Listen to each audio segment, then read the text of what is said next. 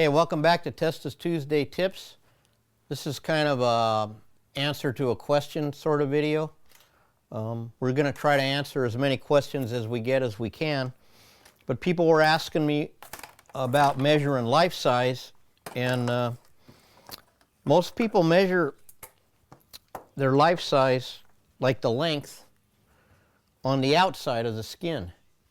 Well, that's going to make you too long. Now, when I do my charts, the only thing I measure the outside is on the face, okay?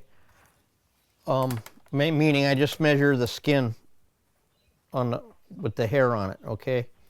Whatever it is. But when I start to go to these measurements, I measure them off the skin. I mean the meat got off the skin. You know what? That's dyslexia right there at its best. And, okay, so we got 110. All right, and you want to always measure, especially your body length. Well, I take two. See, I've already measured the outside with the hair on, and then when I'm done, I'll measure the inside. This with the skin off it, and what that's going to do is, well, I'm trying to walk and chew gum at the same time. I'm going to take this one and I'm going to stop so I can talk. What that's going to do, it's going to be a different measurement. Okay, so when you measure, and another thing you do on life size is you measure to the base of the tail. You don't measure to here. I don't know if you can see that line. So if you measure to here, like the length of the body, for example, let's do it on this, well, this thing's bent, but, so if we measure it out to here is one length, right? But that's the tail meat right there. What you want to do is you want to measure it to where the tail starts. That's your true measurement.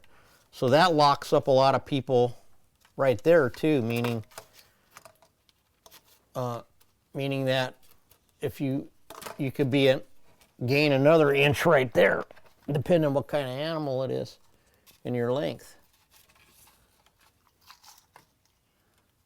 So like if I did this right, it's like 21 to here. That's where you want to go. So then if you measured it to here, add another inch. Like I said, be 22. You'd order a 22-inch fox, you're an inch too long, plus whatever else it is. And then if you went on the outside, and even if you measured to here where the base of the tail is, you're still got at least another inch right there. Sometimes an inch and a half. So you're talking, you could gain from an inch on the good side all the way up to 2.5 inches on the length. And then you wonder why, you know, there's fit problems. So that's really just a simple thing. It's really important to measure all these in the shoulder heights and all of that. You measure it without the skin on it. And I hope I'm making sense because, you know, I've helped guys on projects, and they've had a bobcat, and they thought it was 28 inches long, 29. And they've ordered a form. They bring it over, and I go, wow, that cat's 27, you know, because on the inside, that's what it was. And then that's why it didn't fit.